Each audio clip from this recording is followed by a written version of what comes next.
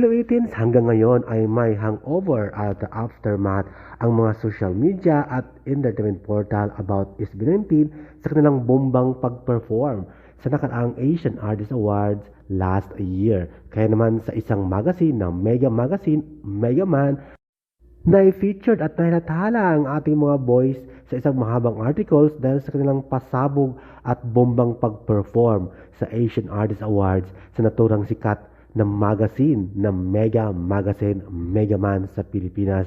At ito nga, sabay-sabay natin basahin ang positive feedback at positibong pananaw about SB19 sa kanilang magandang na ipamalas na performance.